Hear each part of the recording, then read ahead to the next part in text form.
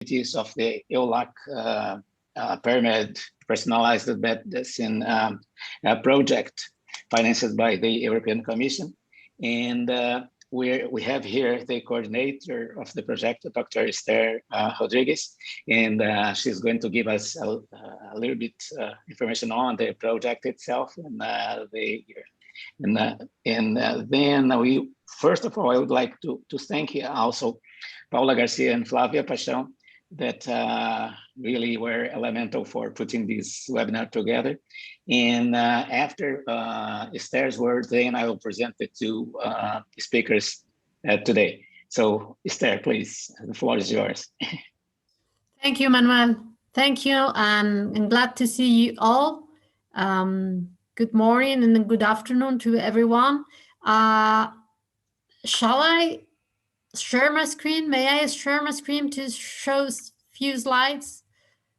Okay, I will try. You will tell me if it's work correctly or not. Yeah, we're seeing your screen. Yeah. Okay, I will try to go in the presentation mode. Okay, so thank you. Thank you, Manuel, Flavia, and all the team for organizing this webinar today. My name is Esther Rodriguez, as Manuel mentioned before, and I am the coordinator for EULAC PerMed project. And my role today here is to very briefly present you the project so you understand better why we're organizing this webinar and the type of activities we do. So if you're interested in knowing more, you know better where to find us and how to join our activities. So basically, EULAC PerMed is a project. Manuel mentioned it before as well. It's a project that has been funded by the European Commission through the Research and Innovation Program Horizon 2020, that, as you know, is a key instrument for delivering the political priorities of the European Union. And as such, personalized medicine is a top priority since some years now for the European Union as a tool for delivering better health services and care solutions for citizens. And with this priority in mind, a number of countries and organizations, more than 30 organizations, launched in 2016 an international initiative in personalized medicine, that it is the International Consortium for Personalized Medicines, that intends to make Europe a global leader in that regard, and also build a common vision on what it is personalized medicine, which are the requirements, the best practices, and the technical standards and recommendation we may follow if we want personalized medicine to be delivered and be effective at a clinical level. And within this international strategy is where EULAC PerMed project comes in. We were born in 2019 to bring and to build bridges between the Latin American and Caribbean countries and the European Union, so we can share this common vision, we can share experiences, we can identify strengths and weaknesses, and also, and beyond all, identify common opportunities for cross collaboration. So we intend to engage Latin American and Caribbean countries in this international consortium for personalized medicine and the activities around this. We were born as a bi-regional consortium. So we have institutions from both sides of the ocean. And we also, with our expertise, we try to cover all the cycle of knowledge. We have ministries for health, but we also have funding agencies and also research performing organizations that brings additional expertise to the team, that it is key for delivering results. And all we do goes into parallel and directions. On one hand, we try to build a community. We're here today, for example, trying to share experience in a very particular topic, trying to build a community of knowledge by organizing summer schools, the technical workshops like the one we are having today, and also trying to soon we will have a clinical trial help desk. So we will have a database for networking and giving support in what regards regulatory affairs. And we also try to build resources and to the community, to the researchers, clinicians, but also policy makers. And we have done a very extensive mapping exercise trying to identify who is who. We are also working on policy briefs and recommendation and trying to identify best practices. And you can find all this information on all these services in our website, in the links you have below. We have also always an eye into the future. And as I said before, we are funded by the European Commission through Horizon 2020.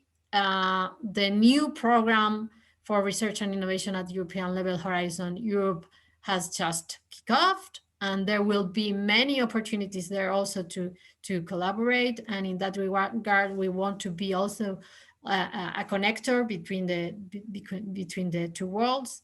And as a continuation of the International Consortium for Personalized Medicine, there will be, in 2 years' time, a new European partnership of personalized medicine.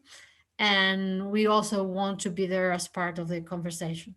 So for all these things, you can count on us, on our help. So just to sum up, we expect to contribute to the success and long-term impact of personalized medicine research by building this community between the two regions. We want to believe that we are a family, the EULAC PerMed family, and I invite you to if you are not already, to be part of this family. You can follow us on the different links you see there, and also write to any of us as partners directly to know more about our activities. Thank you very much, and I hope you will enjoy the technical workshop we're having today. I now pass the floor to Manuel again, so you can introduce the speakers, I guess. Yes. Thank you, Manuel. Thank you, Esther. And so we are very lucky today to have two very strong investigators and good speakers to tell us about their work on personalized medicine based on a system biology approach. Many people still relate personalized medicine only to genomics, but it's much more than that. I mean, it's every approach that is able to individualize it, or not totally individual, but have a better understanding, a more precision on the understanding of our patients, is in the direction of personalized medicine, so, or precision medicine at least.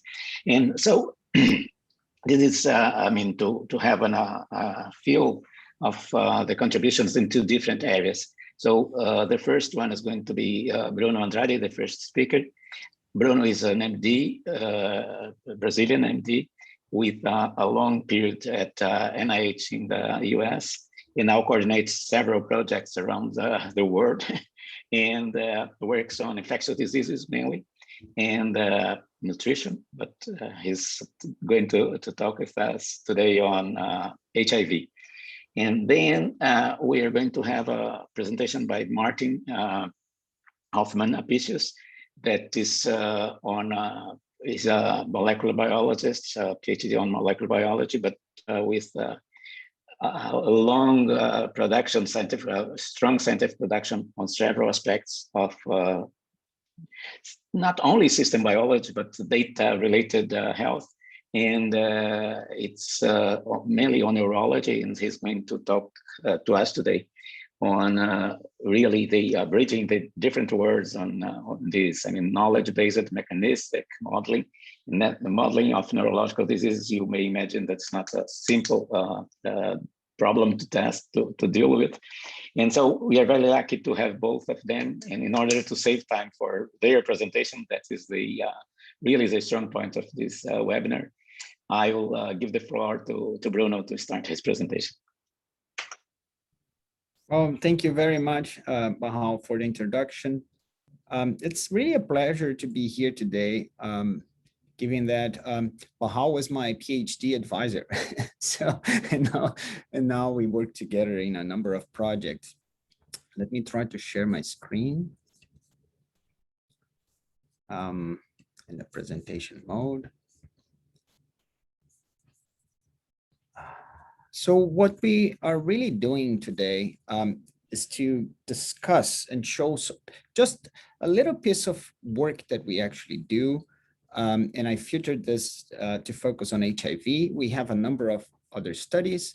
It's important to say here that the study that I'm going to present to you today is associated with my affiliation at Fiocruz, but also I'm also assistant professor at Vanderbilt and I'm an adjunct researcher at the University of Cape Town. And the studies, the patients that provided data that I will present today, they come from Africa mostly. So what I will talk today about, so I will start explaining what we are and what we do and how we do things.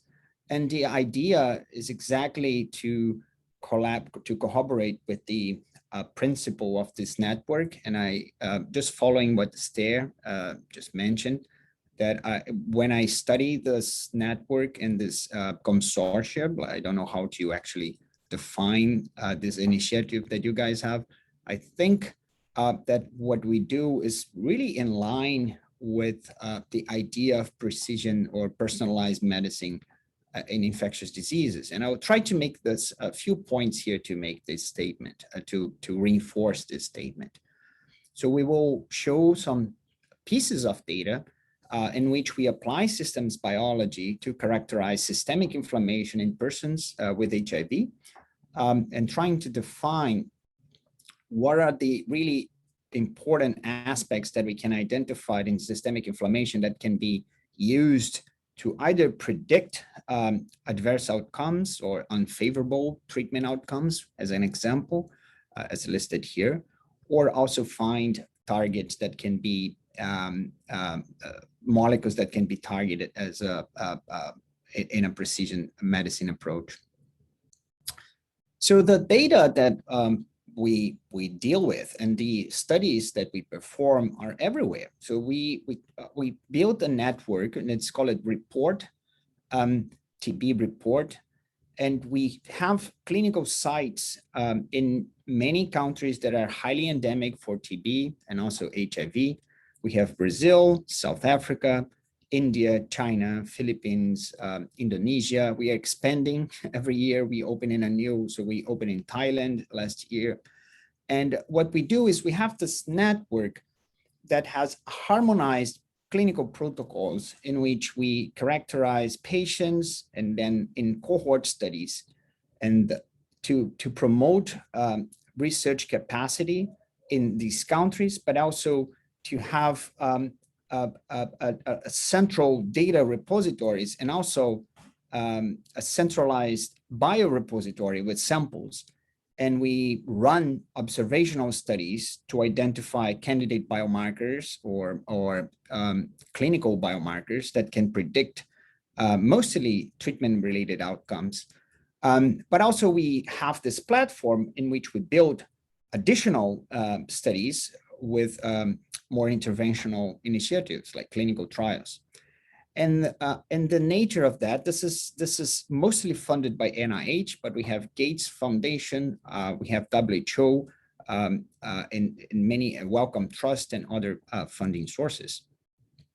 So it's a multi-institutional initiative, multinational initiative, and mostly, very, very importantly, interdisciplinary. We have biostatistics, we have biologists, we have doctors and physicians and nurses and everybody in a single harmonized environment to share data on molecular biology, immunology, epidemiology, clinical medicine.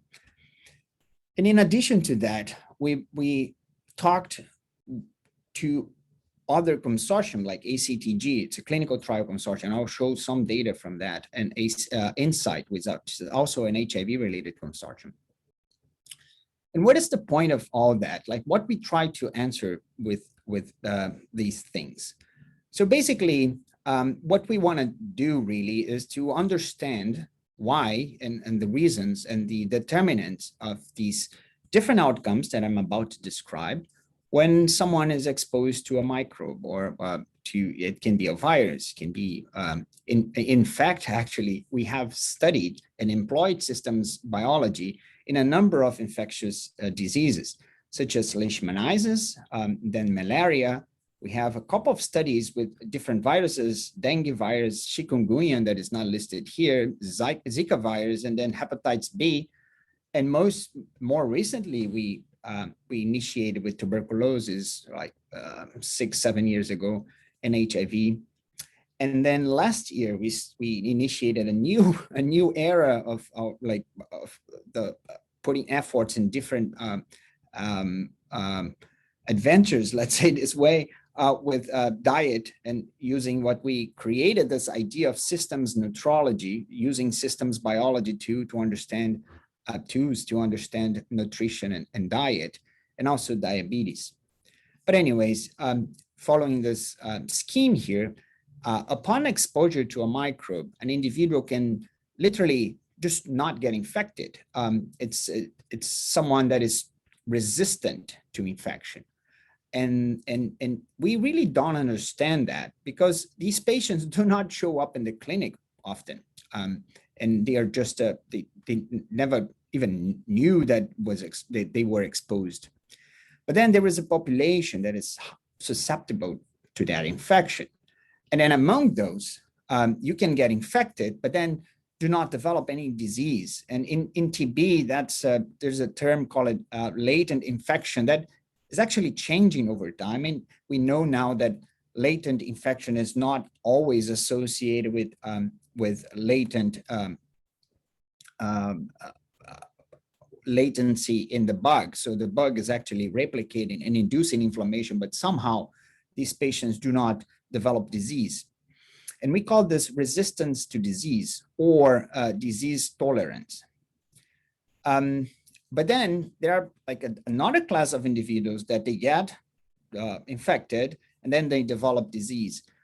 That could be mild disease, and then a whole spectrum of disease manifestations that can lead to death and highly severe disease. COVID, for example, it fits in this scenario as well. So by employing multi-omics and systems immunology and systems biology tools, we try to identify these determinants, always looking at the host side of things, and maybe it's a bias from my group, but then we try to understand the determinants of these to try to predict upon infection who will develop these things, and then we can focus attention, try different treatments to prevent unfavorable outcomes. And in addition to that, the other thing that the group actually does this, and it does well, and it's evolving over time, is the way that we analyze data and how we handle data. Because what is very clear and what systems biology has demonstrated over time is that the relationships between markers and between molecules are likely better descriptors of the inflammation, as an example of outcome, inflammation, than if we look at individual markers. As an example, we have a protein that we are quantifying in different clinical groups, and we can see the level of expression going up and down. But then if we measure other markers and put this in this context, now we see, and these lines represent correlations, we see how these markers actually correlating with other proteins that are actually related to that inflammation. And I will come back to this in a minute. And then we can use that information to try to discriminate groups and differentiate groups. So my group, and I am actually very lucky to work with amazing people, we create new scripts to demonstrate graphically these behaviors and these clinical groups in a way that we think that can be improved. So we look at the literature, how can we improve this idea and use that to do personalized medicine in infectious disease. That's what pretty much we try to do. So what is the strategy that we use? We study pretty much biomarkers. The lab is laboratory of inflammation and biomarkers, which can be validated in experimental settings or can be put in a pipeline to result in a point of care test, for example.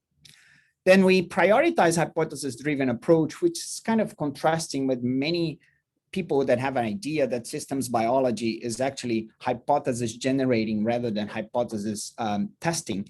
We do the opposite. We have a very specific question that we want to address and we want to test, and then we use systems biology as a tool to answer that. So it's, and why we do this, because we believe that is more reliable, and we can discuss after my talk, but also there is a matter of cost, and we use hypothesis-driven research, but with unbiased or less biased analytical approaches. We also establish cohorts. We use systems biology, but not with, we try to avoid using just publicly available data sets. And we believe in harmonization. And if I have a well-characterized cohort, a multiple cohorts, I can actually reduce the noise of the data that I am actually trying to see. And there are pros and cons with this approach, but this is what we chose to do.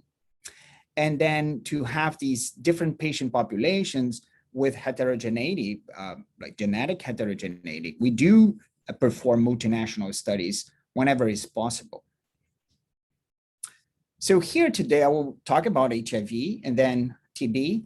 And why TB? Well, it's the most common co-infection among HIV. And these comorbidities, when these two conditions affect a single person, they tend to worsen the outcomes of the other disease. So TB is associated with worse outcomes in patients with HIV and vice versa. So it accelerates HIV progression.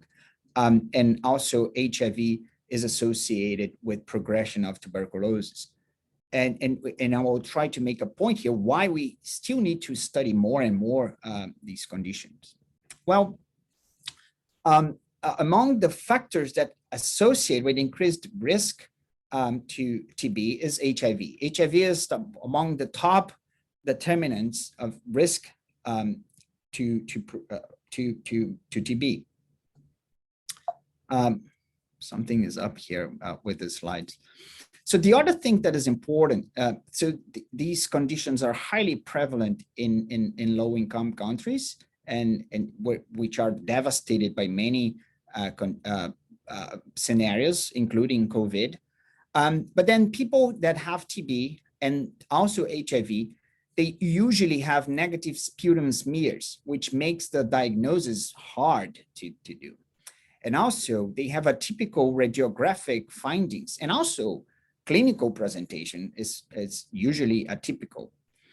And it's, so summarizing that, it's just hard to make diagnosis in these people. And I think, and as just an example here, we see a patient with a HIV negative person with tuberculosis and a typical cavitary lesion here. And then when we have an HIV infected person, we have this atypical manifestation of the disease. So someone from our group, Arthur works in CDOX, is a department from Fiocruz, and also a good friend, and we have several projects together. So Arthur developed most of the systems biology tools that we use in our group, including machine learning and other techniques. And he recently published a paper together with our folks from India, the folks from our consortium from India, using transcriptomics, but in a way to find markers that can predict or can actually improve diagnosis of tuberculosis in persons with advanced HIV. So he found two genes that, when combined, can actually perform really well with that in Indian samples, but also in Ugandan samples. And then he validated that using all these publicly available transcriptomics. And this is now progressing to a point of care assay that will be put to evaluation in our network. In addition, Arthur has also performed several studies. This is just an example using multi-omic approaches. In this case, he had proteomics, he had microRNA mapping, and transcriptomics, and then metabolomics. And after all the detailed evaluation, he and also another round of machine learning approaches, he identified two markers, which when combined, we can actually improve. Again, now it's in serum, and we quantify microRNA in serum. It could actually increase the power to detect TB patients in those who had advanced HIV. So we are trying to improve TB diagnosis, coming up with candidates that can be transformed into point of care assays. So the other thing that TB causes or is related when a person has HIV is the clinical manifestation, which is very different sometimes from that when the patient is HIV negative. And then we then used our cohorts, and this one in particular, it was in collaboration with ACTG, to actually find markers, or trying to find markers in blood that could be used prior to initiation of therapy. So in this cohort, we have ART-naive, treatment-naive HIV patients that were followed for many years, and then we tracked for the appearance of TB, active TB cases.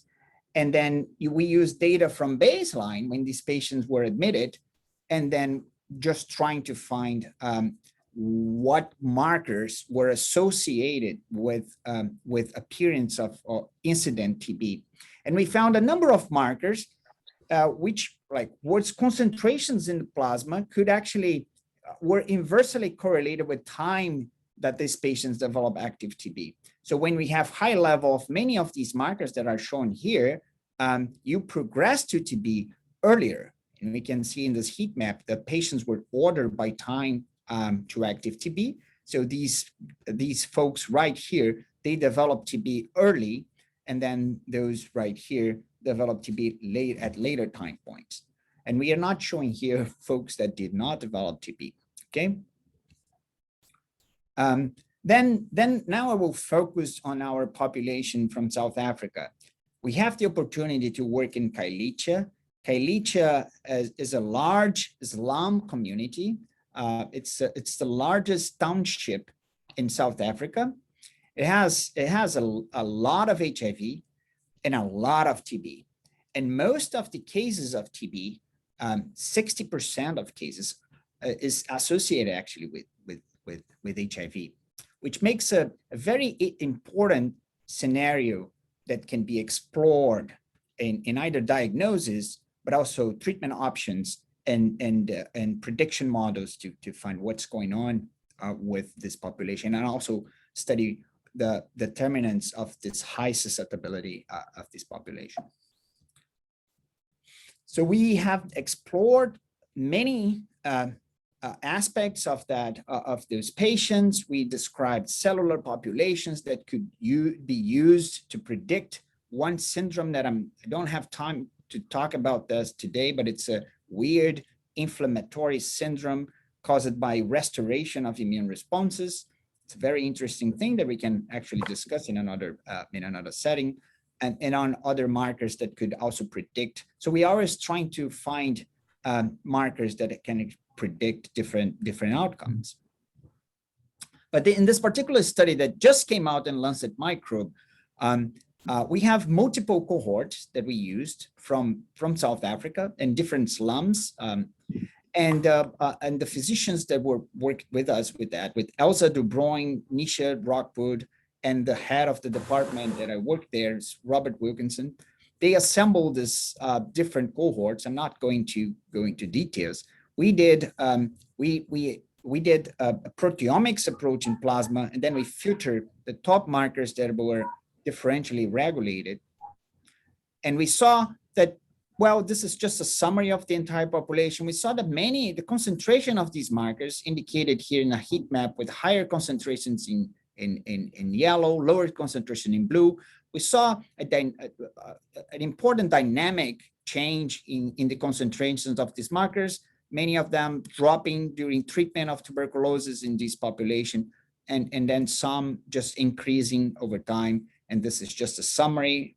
Then Kiyoshi is another systems immunologist of the group, had an idea of actually, instead of investigating or evaluating, studying concentrations, how about building correlation matrices and bootstrapping them to test strength and directionality of these associations in the network.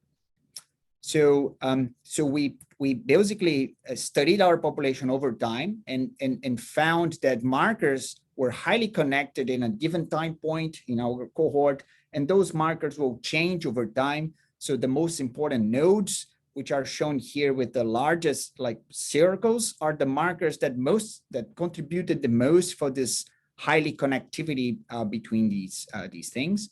We saw that over treatment, there is a late drop in this complexity of interactions. And what Kiyoshi was able to demonstrate in this paper was that connectivity in a cohort, connectivity between plasma markers is directly associated with inflammation. And the idea is that, well, inflammation is a coordinated process that we actually can read by describing correlations between these markers.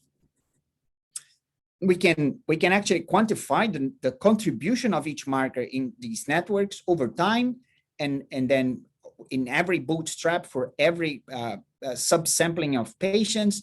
And we saw that IL-17 was actually the top marker that was associated with inflammation, with this metric that Kiyoshi came up with when HIV was present. And then many of additional analysis revealed that HIV was associated, 17 connectivity was associated with worse outcomes in this population. Then to validate these findings in a different cohort, we found from South Africa, but now with hospitalized patients. This is a particularly important cohort because these patients had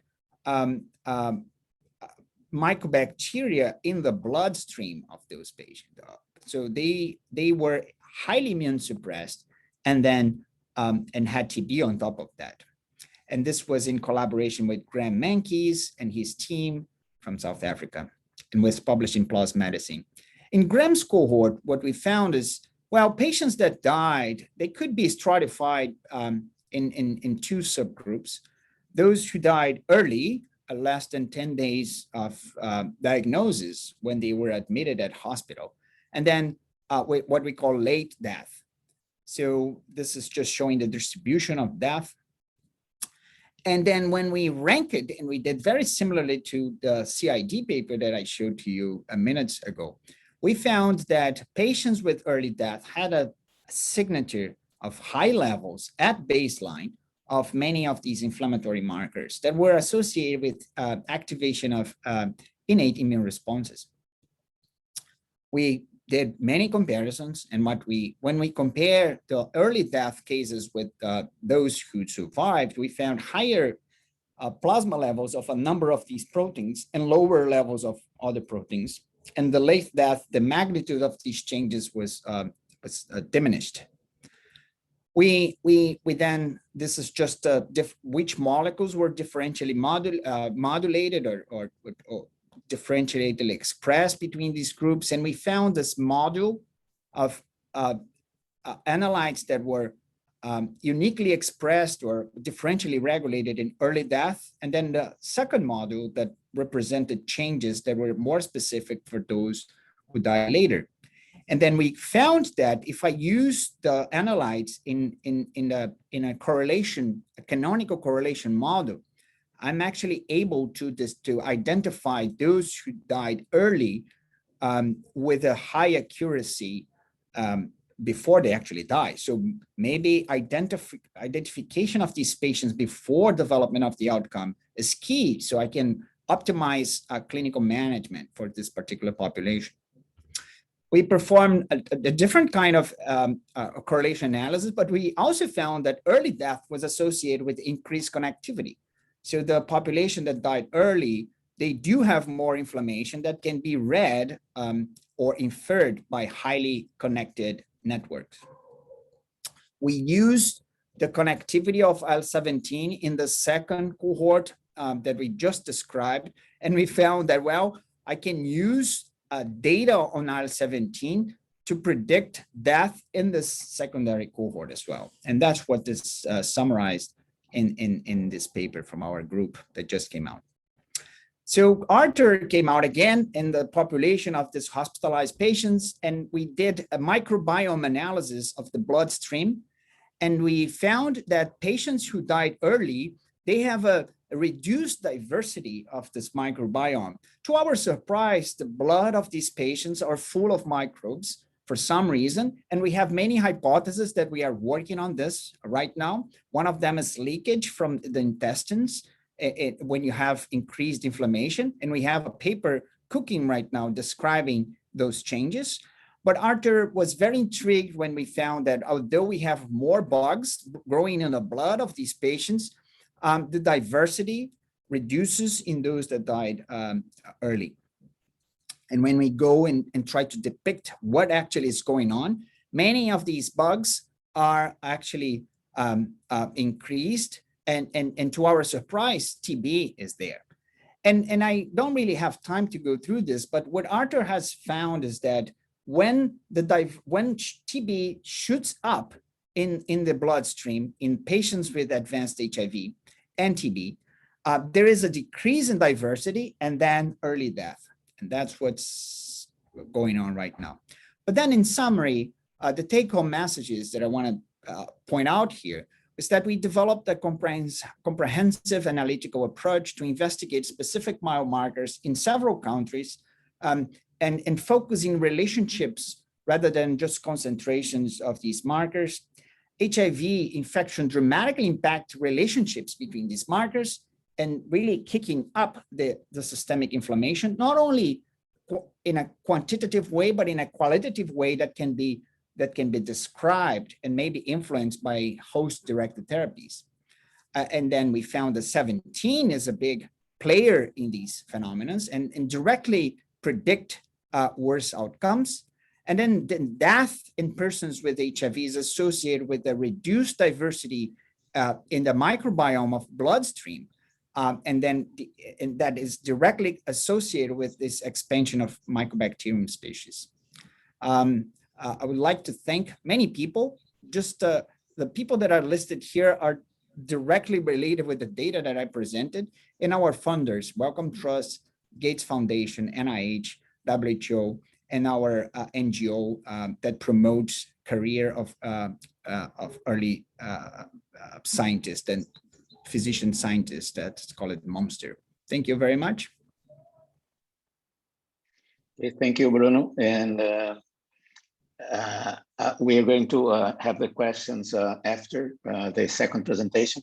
So and please, you can use the chat to make your questions in advance, so the presenters can really deal with questions together instead of, having individual questions after all.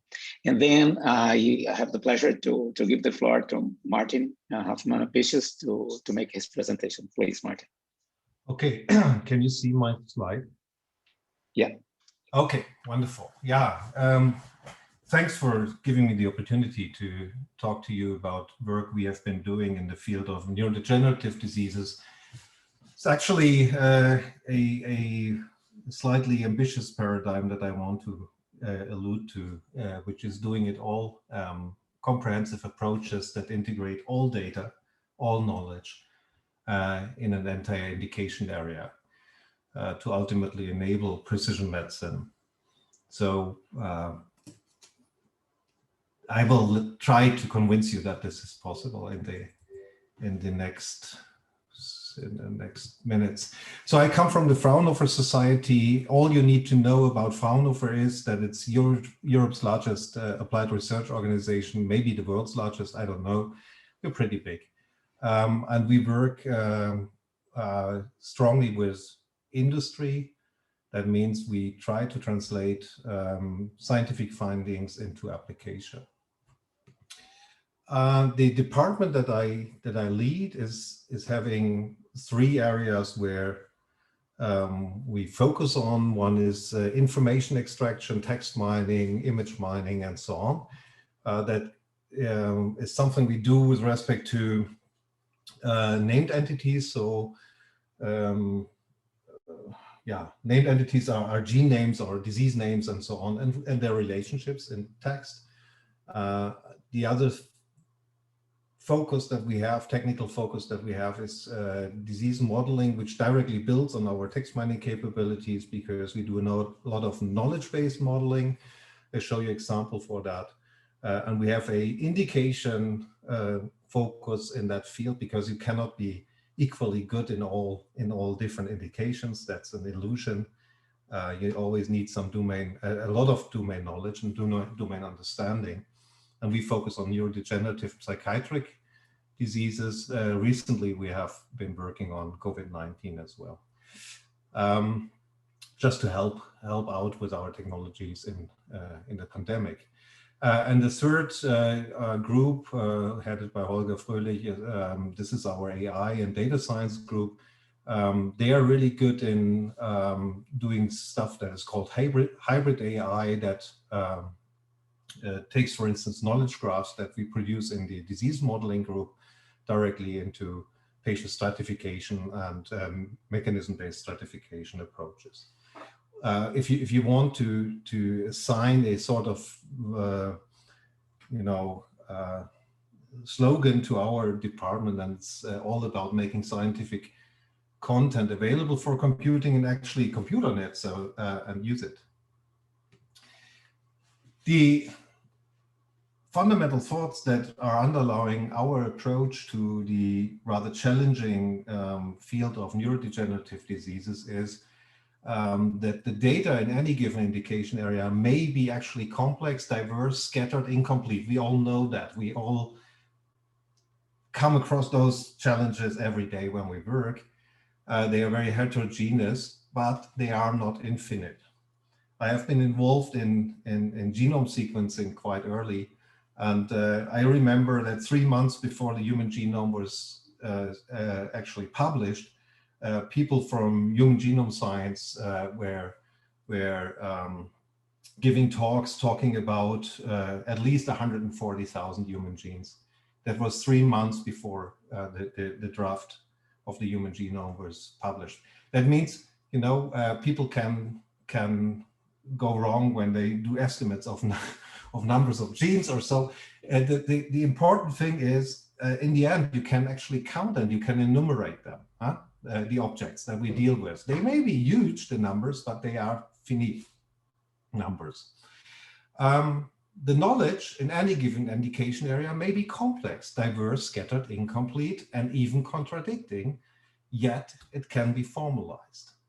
We can turn knowledge into computable graph models, formalized representations that allow to run algorithms over knowledge. And data and knowledge in any given indication area can be ordered, quality assessed, and curated, and that's what we actually did. They can be made interoperable and modeled across scales, and we can subsequently compute on the combination of both data and knowledge. Now, in neurodegenerative disease, or with a neurodegenerative disease indication, we have probably picked one of the most challenging areas if you want to go into translation. Most people in bioinformatics or so use oncology, because in oncology you have so much data, which is not surprising because everybody is happy to get rid of his or her tumor. So, you know, you have lots of samples, but ask somebody to donate a piece of your brain just for the sake of research. I think people will not be amused. And there's certainly a limit to the willingness and the preparedness to donate healthy brain tissue. With neurodegenerative disease, this is a special challenge in the aging societies. It's also a special challenge because they are idiopathic, which means essentially we have no clue what the disease etiology is.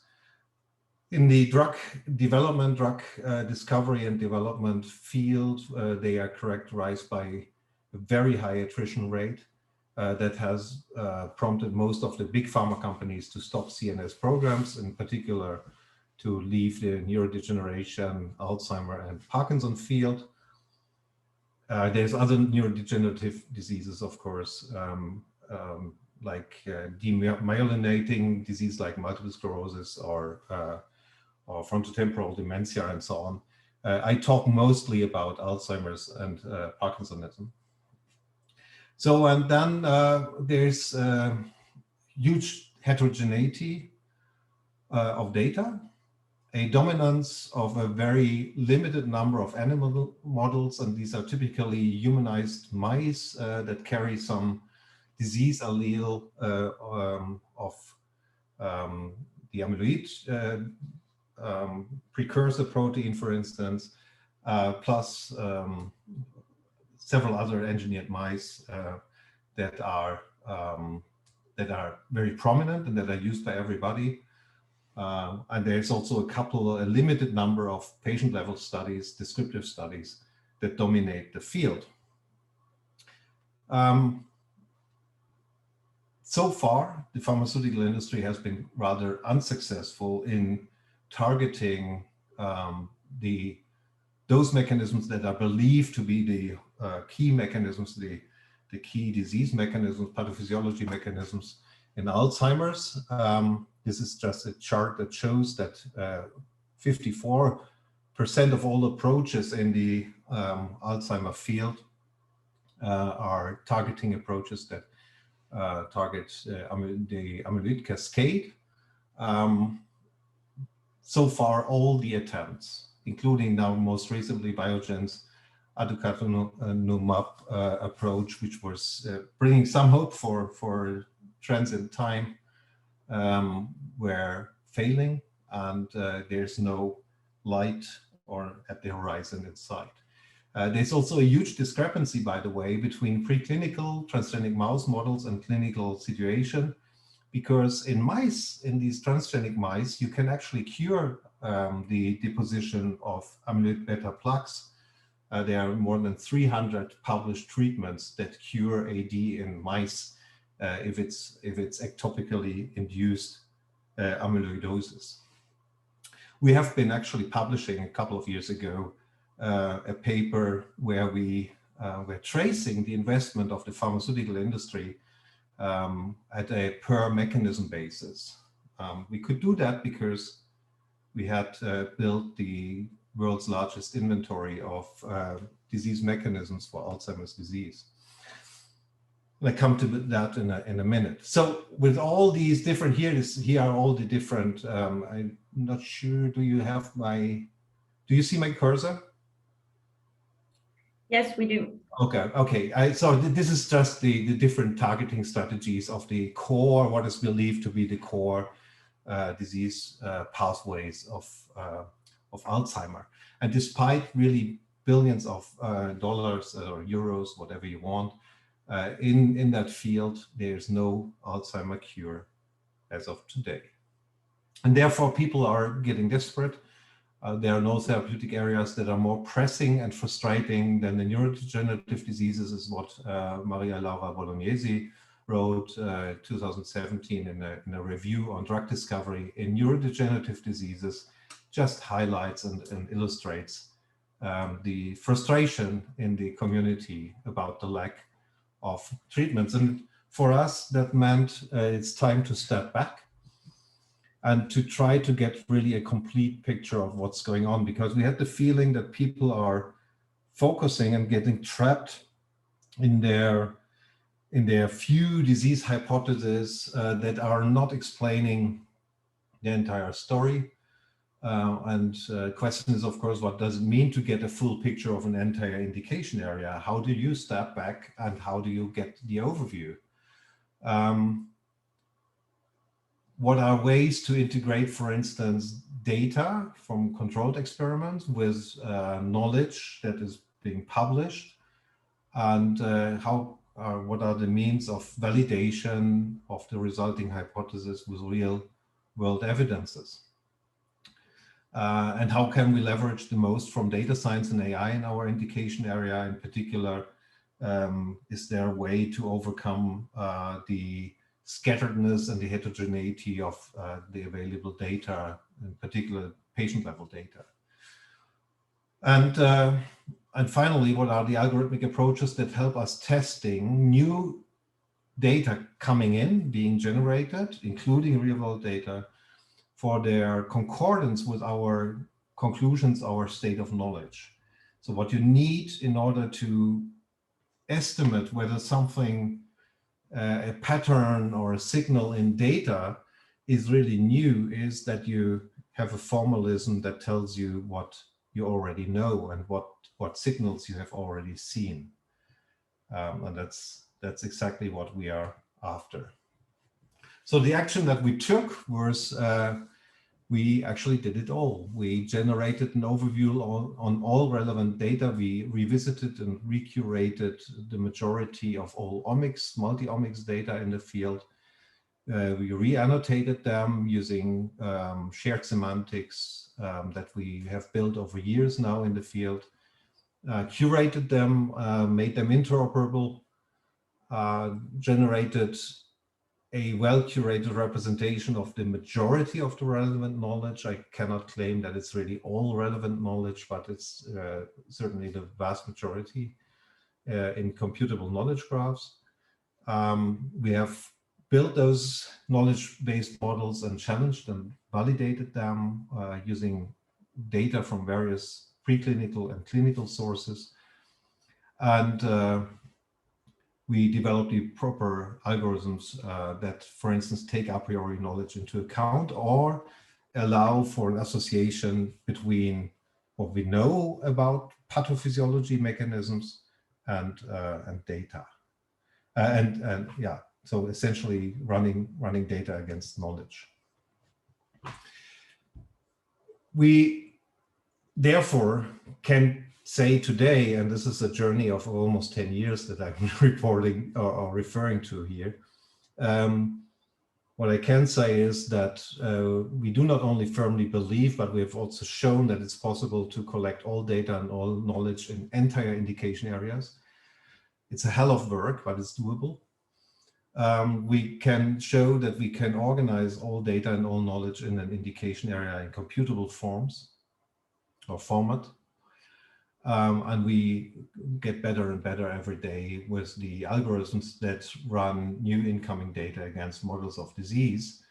And we have mainly done that for AD and PD, but most recently we have thrown the entire battery of methodology that we developed onto this bloody virus, the SARS-CoV-2 and the COVID-19, and created within months, only a few months, the biggest knowledge graph, computable knowledge graph on SARS-CoV-2 and the interaction with the human body, and use that for repurposing drug prediction.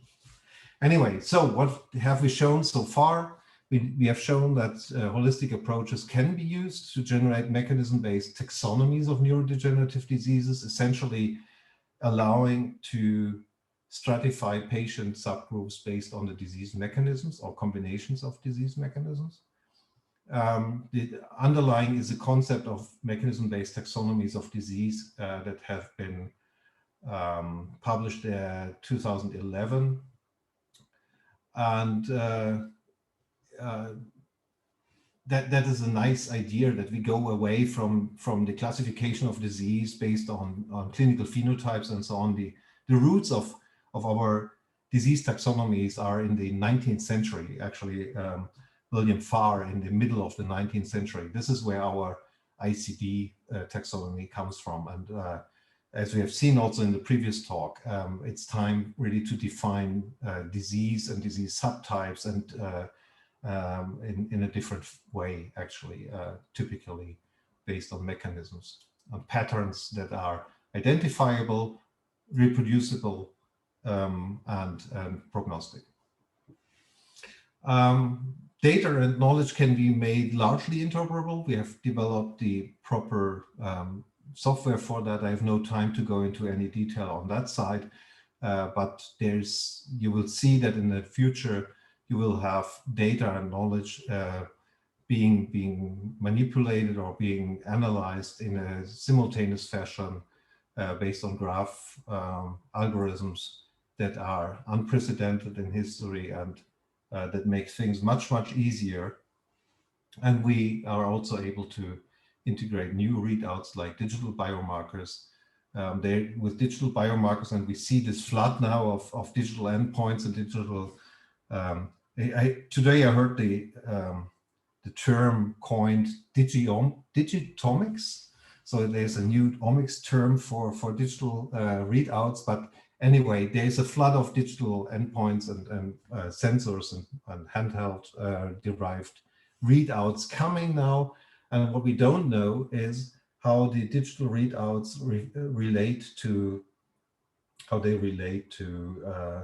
established knowledge, for instance, biomarkers, so conventional biomarkers, molecular biomarkers.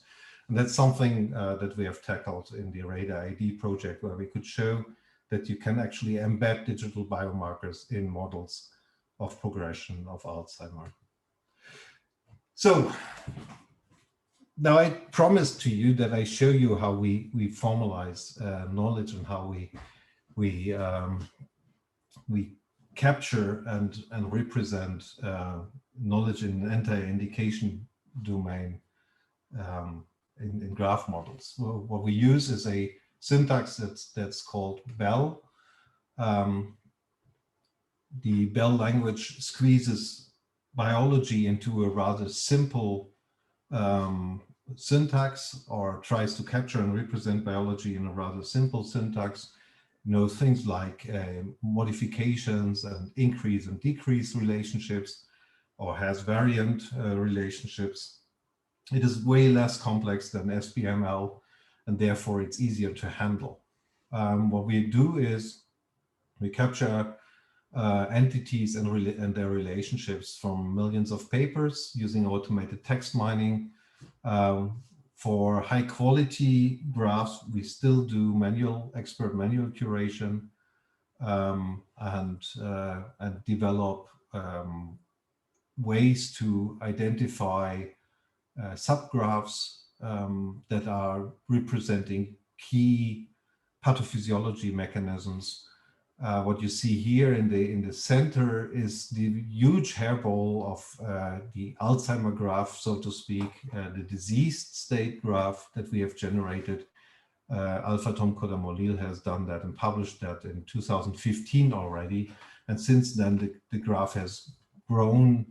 Daniel Domingo Fernandez later on has done this sort of inventory and this subdivision of the graphs into smaller mechanism graphs that are covering certain parts of biology.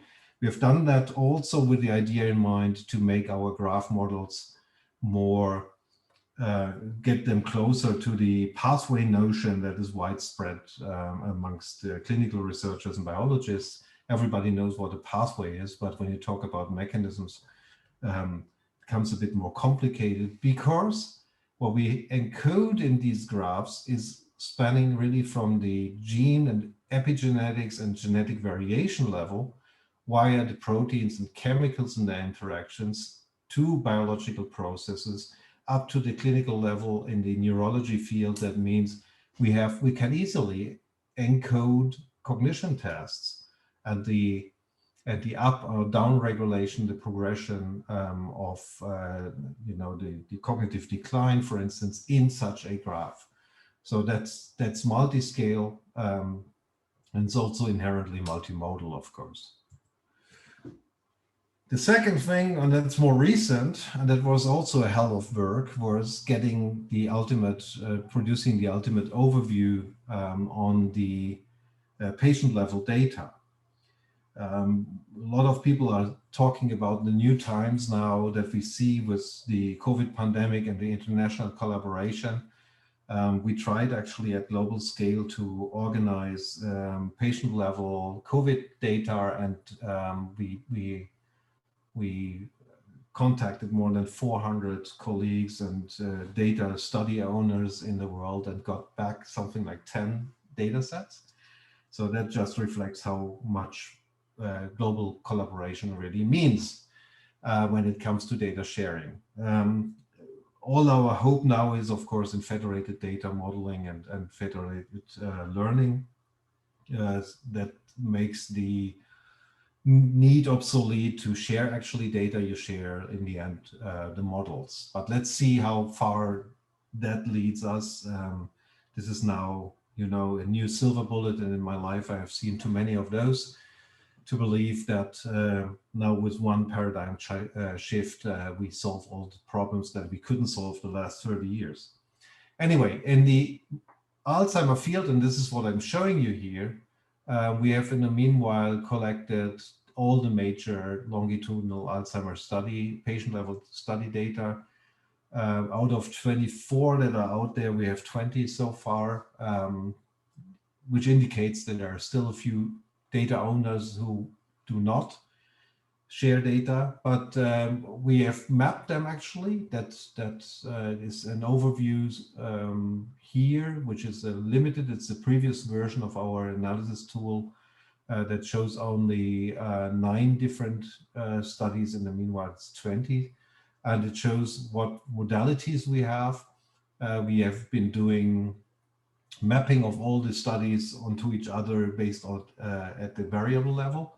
That has also been published in the last year. So Colin Birkenby, mover and driver behind that, and is the one who's leading also our work now on extending that to the 20 different studies. What are we using that for? Well, one of our interests is to unravel or identify the underlying mechanisms that are responsible for different patterns in progression. So very similar to the tuberculosis HIV example, where you have people who die early on and people who die late. You have early onset and you have late onset of disease. In Alzheimer's, you have fast progressors, you have slow progressors, even more in Parkinson. And we have used a rather simple approach initially to cluster the progression trajectories essentially and associate them or enrich them with data that represent genetics, for instance, of the individuals, and associated the genetics and other features that could be mapped onto our multimodal, multi-scale disease or pathophysiology graphs to associate different types of progression with different mechanisms. That is something that we have driven much further now. In the meanwhile, we are collapsing complex genetic patterns, for instance, in autoencoders, and generate Bayesian networks that are sort of recurrent networks. So they are capturing Bayesian conditional dependencies over time, and they collapse complex high-dimensional features such as genetic features in one node. That's all work Holger Fröhlich is doing in our department.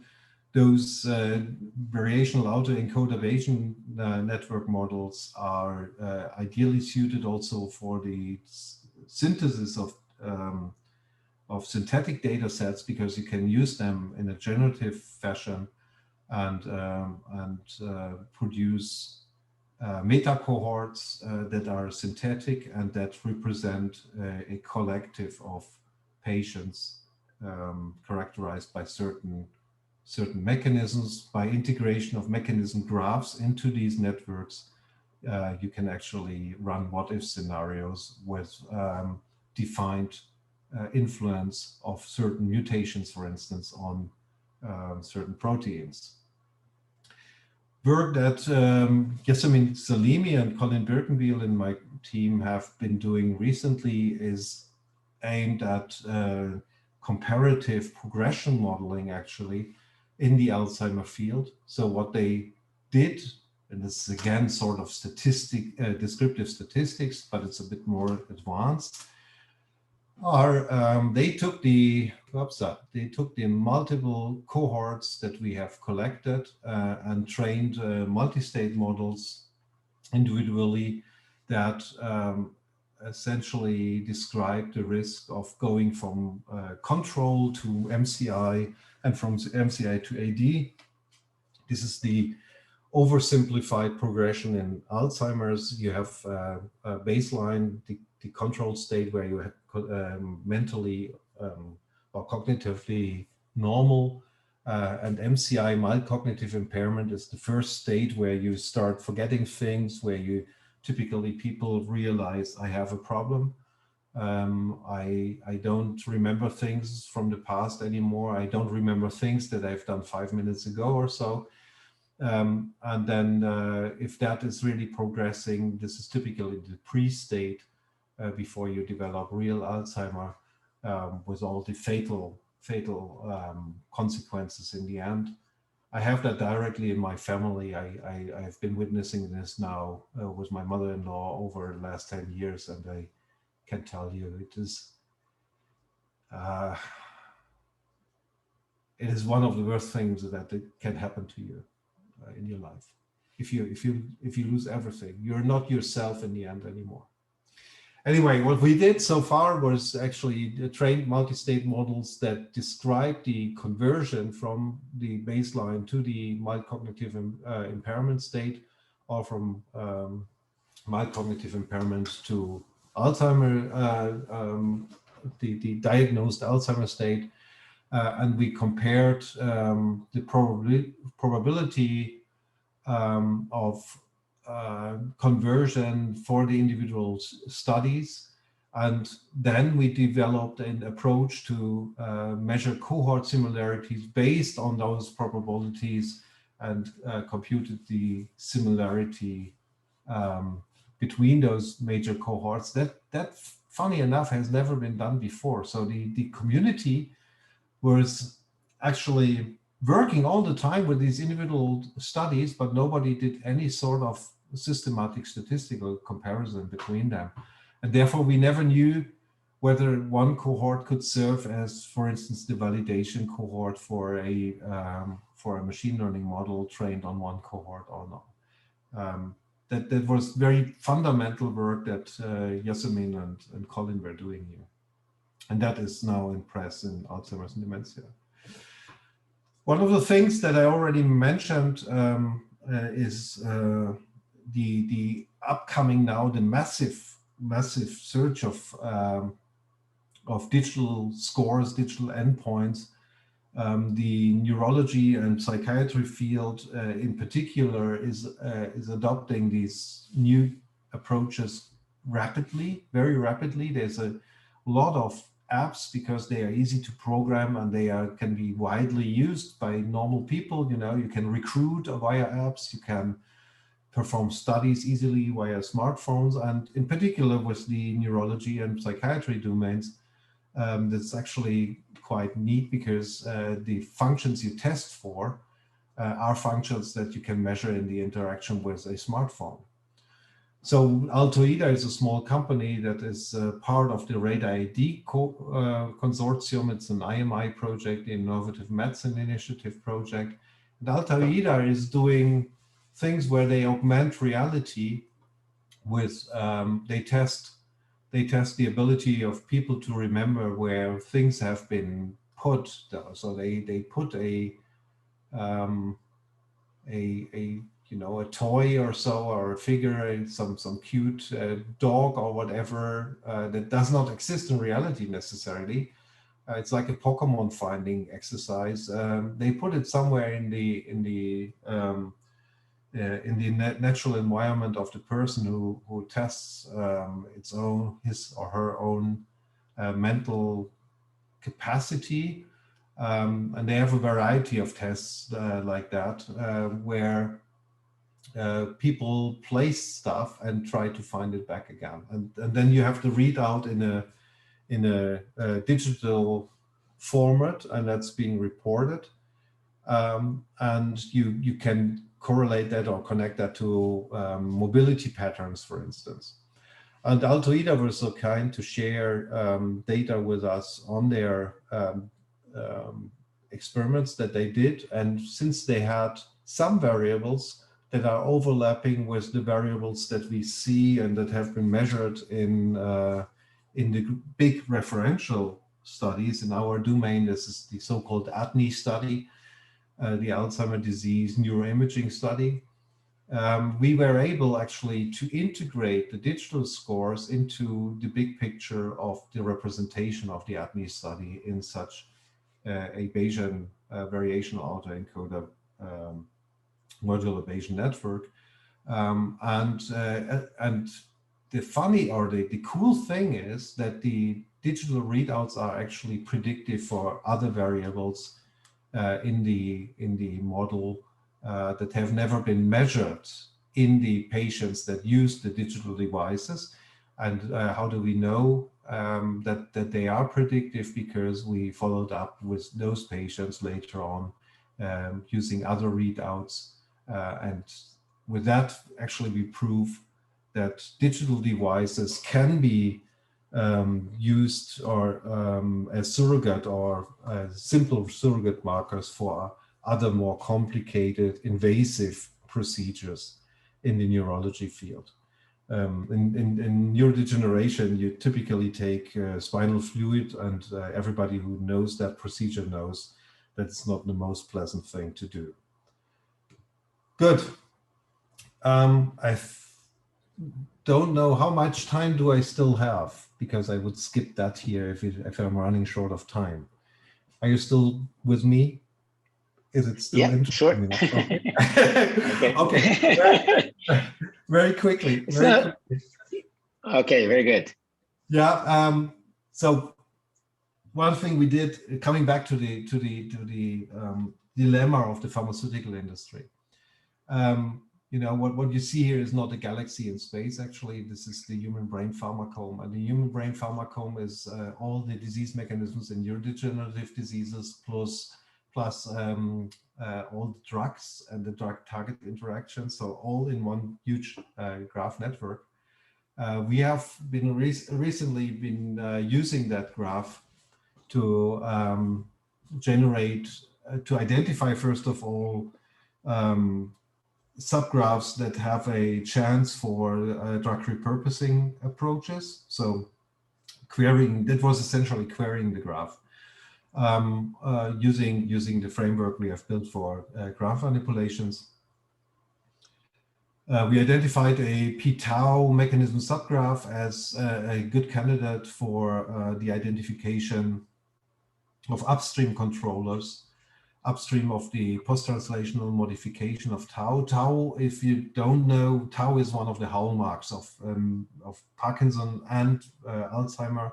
So tau is a key protein of neurodegenerative disease diagnostics and if you look into imaging, for instance. And people know that for a while. They also know that the phosphorylation of tau plays a decisive role on the deposition of tau in fibrillar tangles, for instance, that you find later on in brain pathology in the biopsies. And we were interested in modulators that drugs that modulate the post-translational modification of tau. I go very briefly through the workflow here. So we established this human brain pharmacome, which is the gigantic drug target network, drug mechanism network, actually, that I've shown to you.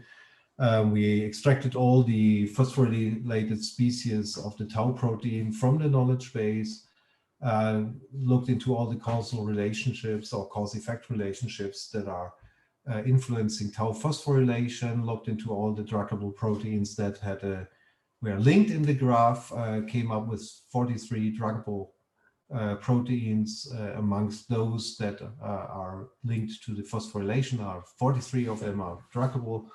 And then we did iterations with the literature, did some enrichment from most recent literature, and came up with a short list of interesting subgraphs, and the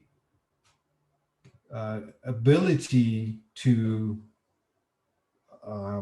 modify essentially this p-tau, this phospho-tau post-translational modification was the aim in our querying. We identified secondary targets that actually are either directly linked or that are indirectly linked to the tau target and its phosphorylation modification. This is all with full provenance. So for each of these edges, we always have the full literature that is the source for the graph information for the edge. And then I skip through that. Then we developed actually with our colleagues at the Fraunhofer ITMP in Hamburg, who are screening experts.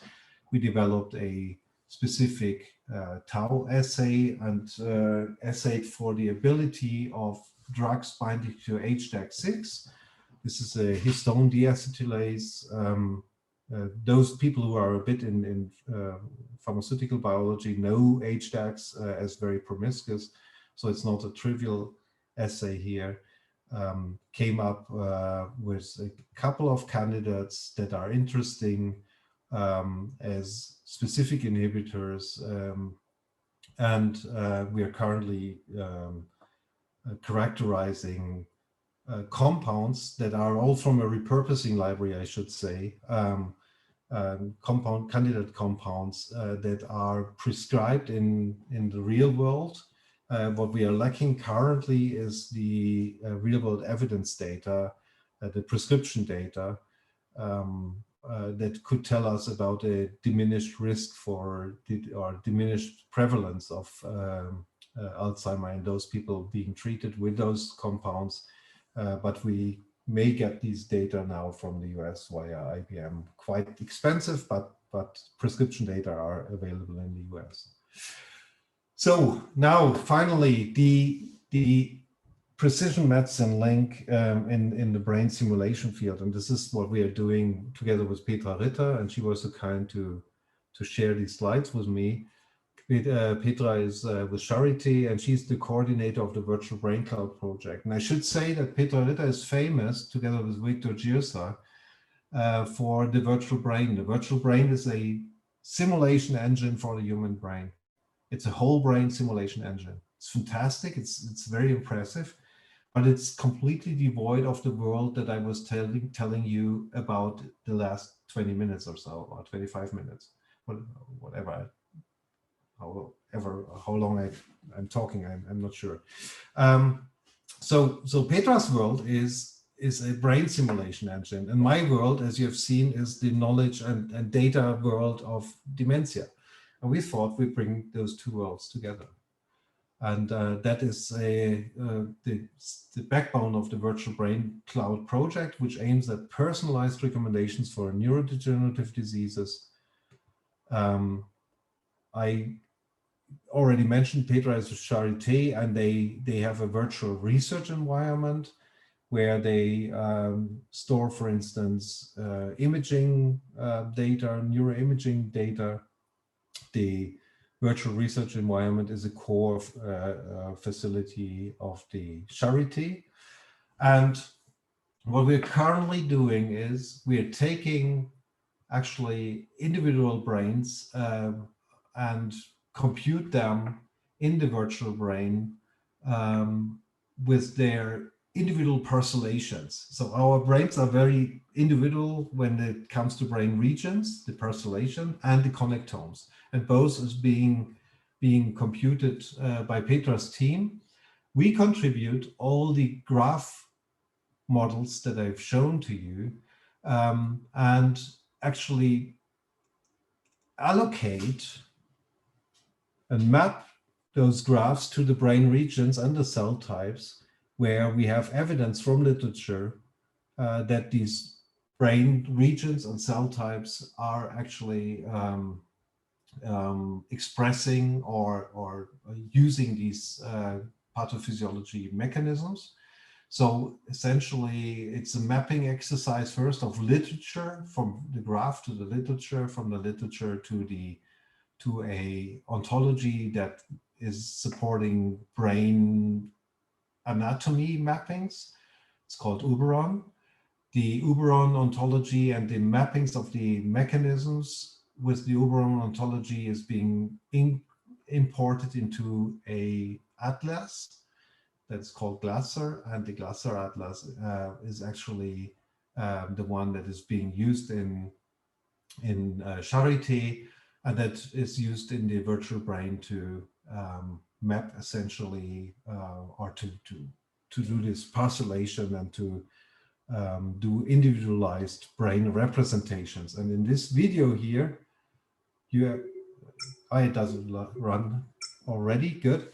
In this video, you see the first prototype of the Glasser atlas with the mappings, where we have certain entities, locations, mitochondria, for instance, receptor types, and pathophysiology hallmarks. This is A beta here and tau in that context, mapped into the 3D model. Now, Petra's simulation engine is really good to simulate short-term cognition processes. Typically, the virtual brain is being used in cognition testing or a simulation of cognition procedures, perception, visual perception, and so on, or in the disease context in epilepsy, because epilepsy is something that is coming in, milliseconds or seconds. The time constant of neurodegenerative diseases is in months and years, many years actually. So currently we need to build actually long-term progression models in this virtual brain, but this is something underway. And it's a fascinating link between all the knowledge and mechanism-based world that we are developing, and the understanding and the stratification of patients, and this personalized simulation engine that Petra is building. And with that, no, stop. How do I get out here?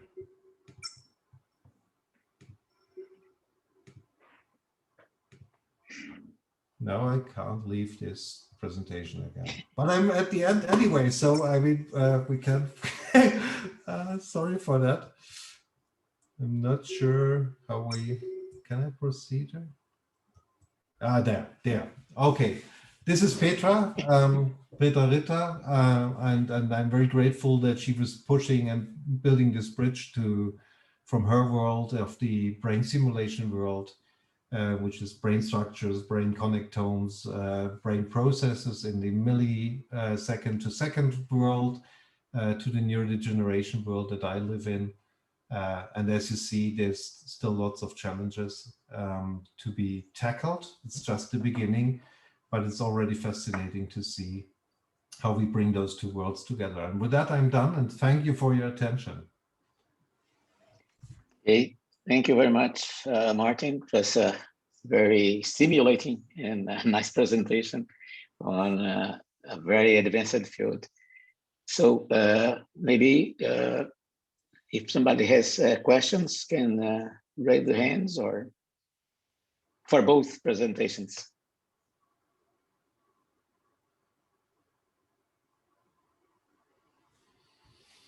Paula. Yes, so I first of all, thank you both for the very interesting presentations. It's actually quite a lot to take in, and quite impressive to see how far systems biology can take us, and how it can respond to some of the most pressing questions on personalized medicine. So Martin, I have a question for you. You touched on this kind of in the beginning of your presentation, but it's regarding the, let's say, the lack of preclinical models that exist maybe for many neurodegenerative diseases. And I was wondering if you could elaborate a little bit more on how you've managed to navigate when trying to validate your models, and the work that you've done when you reach this point where there is no preclinical model out there that can maybe be used to reproduce the model. Or so if you could elaborate a little bit on how you've navigated that. So there are actually lots of preclinical models, but they are all the same. They are this 5 or 6 different mouse strains that are used by everybody, and that have left a trace and a record of failure in the translation into the clinic. This is the situation.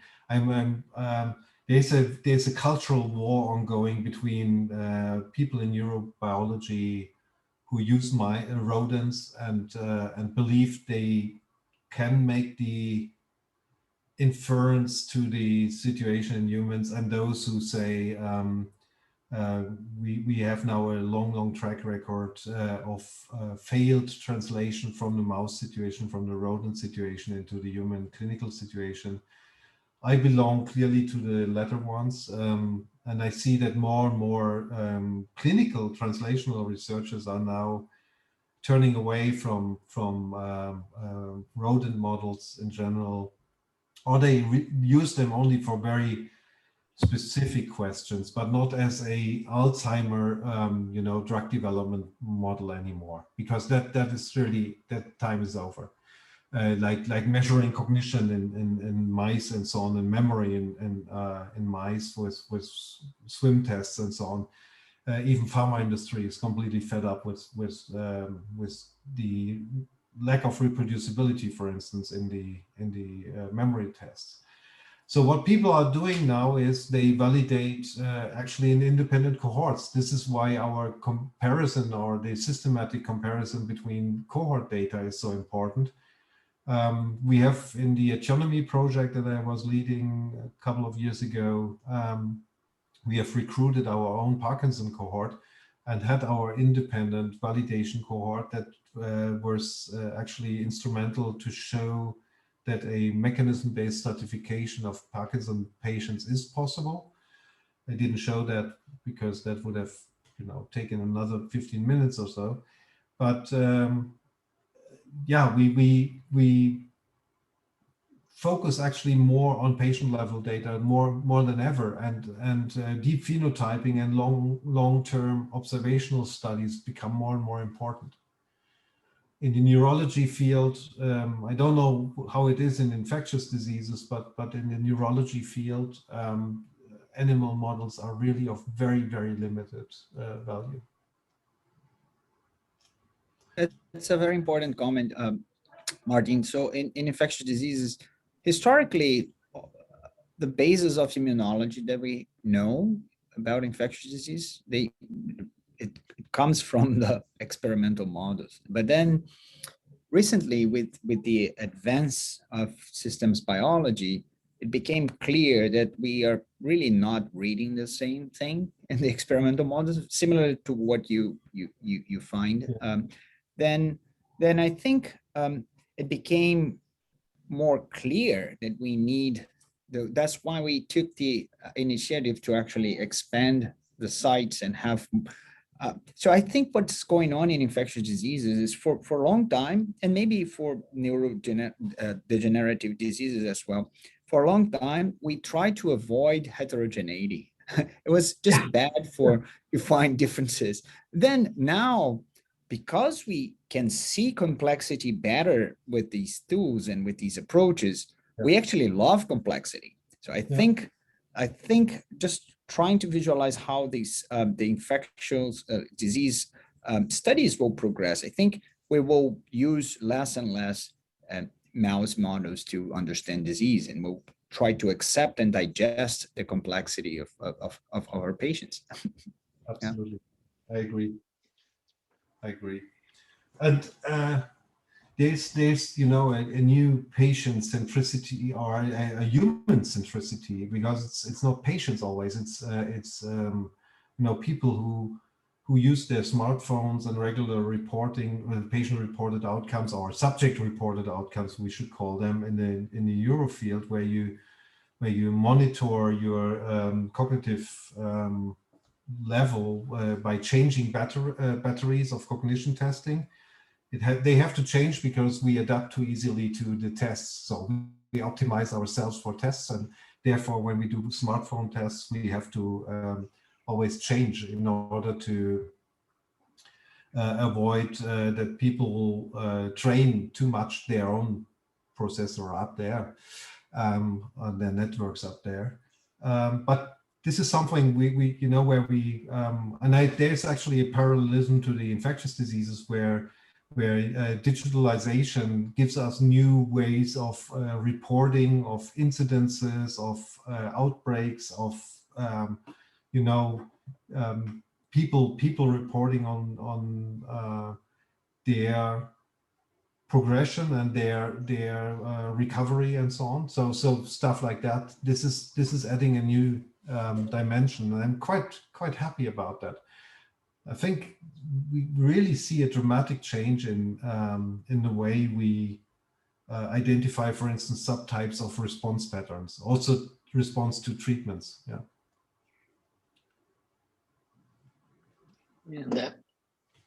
And maybe Bruno, could you elaborate a little bit more on possible impacts of the approaches that your group is using in terms of clinical management in HIV or TB?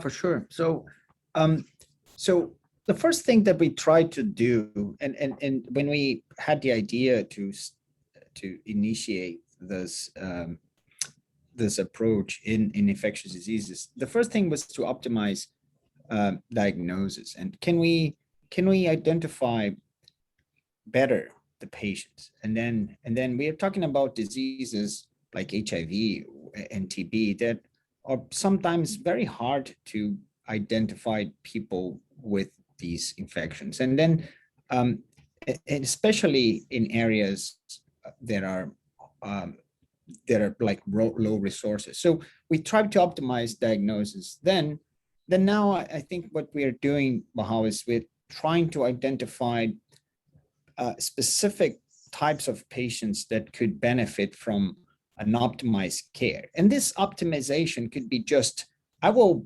make sure this patient has proper follow-up, or I can actually put him in a hospital for just a little bit to try to reduce levels of expression of such markers that are highly associated with increase. I did not have time. I tried to make a simpler presentation, but we have studies that can track cardiovascular risk in these patients. So we are trying to make, to help take like decision-making strategies, very simple, as like, can I initiate drugs to to reduce this cardiovascular risk? Should I give an anti-inflammatory drugs together with this treatment?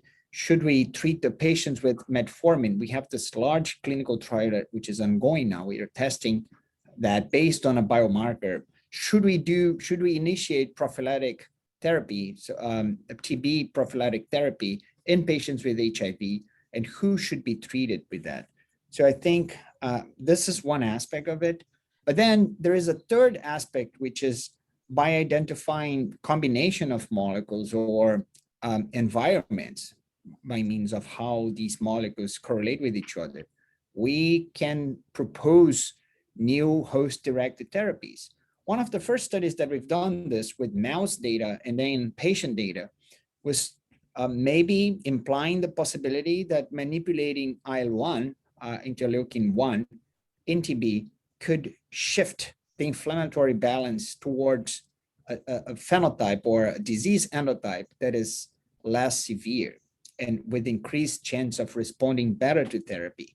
So I think those, a total of 4 aspects: improving diagnosis, better characterizing patients, and coming with strategies that can help to take decisions with the patients right there, and then identifying candidates for host-directed therapies to optimize care as well. So those are the how we think that systems biology, at least with our work, can contribute to personalized and individualized medicine. Thank you, Bruno. And I was really very much impressed about this possibility of this virtual brain, because a virtual twin is really, I mean, the ultimate step of personalized medicine. You can test everything on the virtual twin and then try and use the best approach. So how close are we of really having a virtual twin, Martin? Oh, well, that is just the beginning, honestly.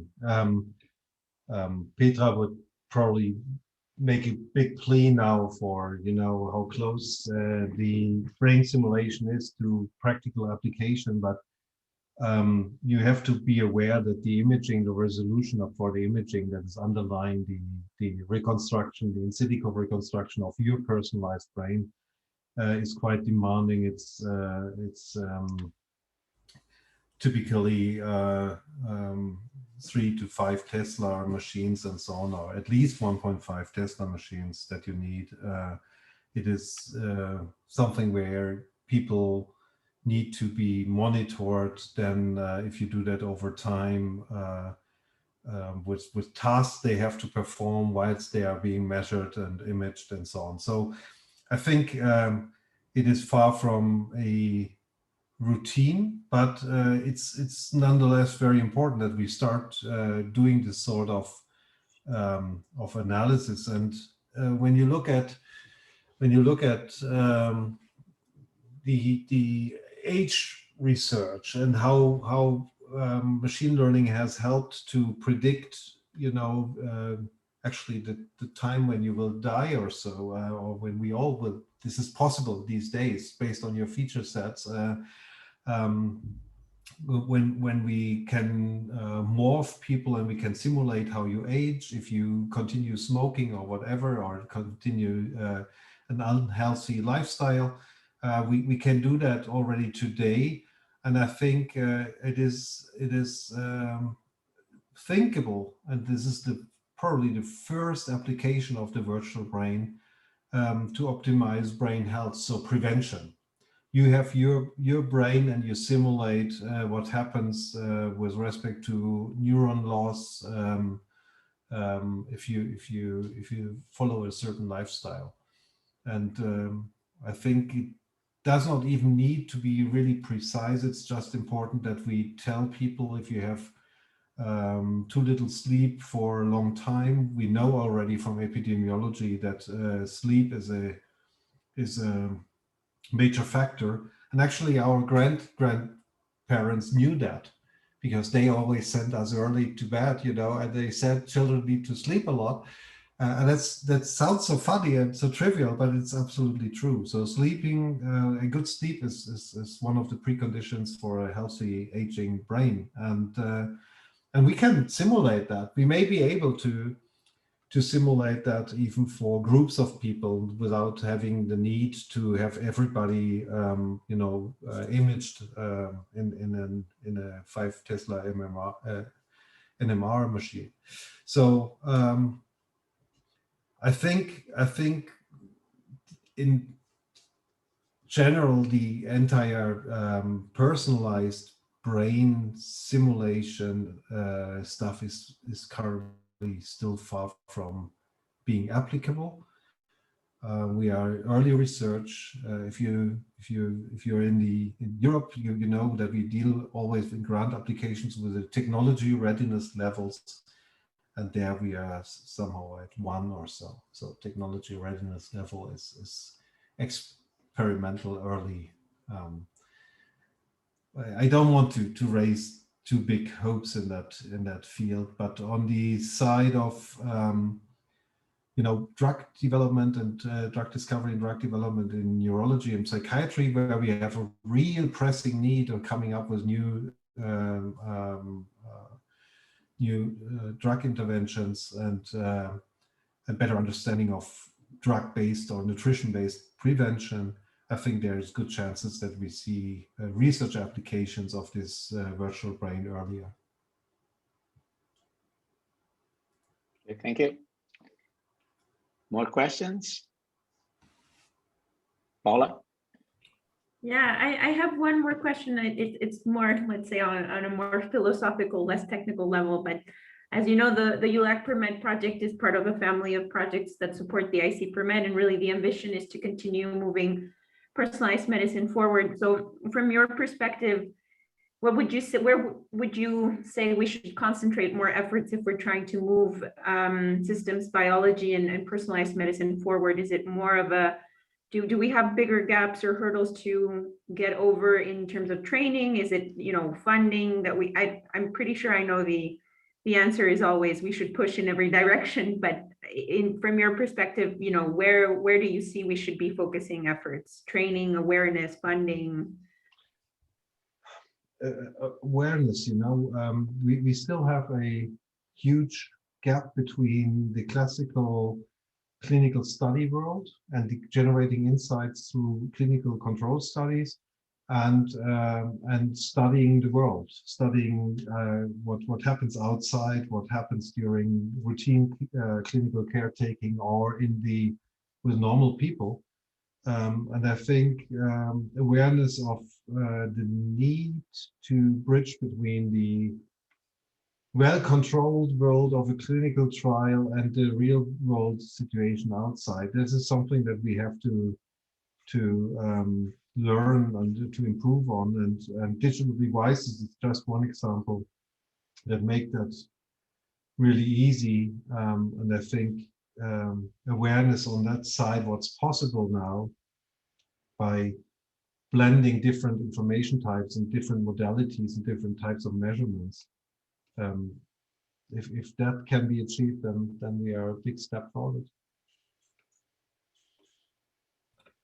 Thank you. And Bruno, I don't know if you'd like to add something on this end, or if you see, let's say, awareness as the main hurdle to get over first.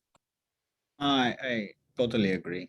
In my field, I think this is I think the Martin's area is far more progressed in this process than infectious diseases. We're trying, but yeah.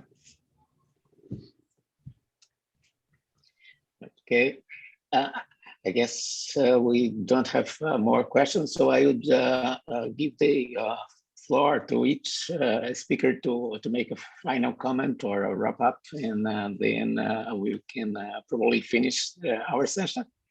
So let's use the same order of presentations. Bruno? I think I would just like to say that I think it's a great forum. Maybe we need more regular presentations and to create a more regular forum for discussions for all these important questions with people from different fields. I think I was amazed by the Martin's presentation today.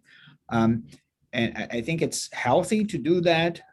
Maybe we just need to do this more regularly. I will be thrilled to participate somehow in this initiative. Thank you, Martin. Yeah, there's only one thing that I can add. You know, as much as I like virtual formats like this one, you know, video conferencing or so, I would love to meet people in person again. and even you know, fly some distance or so. Initially I thought it's all perfect, you know, with all the video conferencing, but after 1 year of doing everything in virtual conferences, I would love to, you know, sit down with people again, have a beer or a coffee or whatever, and just have this mixture of science and social and politics and philosophy and so on, and alcohol, you know. Yeah, I agree. Yeah, yeah, it would be really much warmer having everybody together. But absolutely, no, there's no criticism with your format also. I mean, we are living in this now for months and months and months, and yeah, so yeah, we're all tired. it's just that I think it would have been really nice to see you all, you know, physically and to go out for a walk or so and have in-depth discussions, follow-up discussions and so on right on spot. Anyway, it was great really to talk to you and like the discussion. I'm very open to, you know, if you want to learn more, or I have wonderful co-workers who can also give you really a full spectrum of algorithmic approaches if you love to hear more about the real AI aspects or so. Happy to contribute. Okay, thank you both, and thanks again for Flavia and Paula for all the effort to have this webinar. And see you next time. And we're going to send news of the next webinar on this program. Okay. Bye-bye then. Bye. Thank you. Bye. Bye.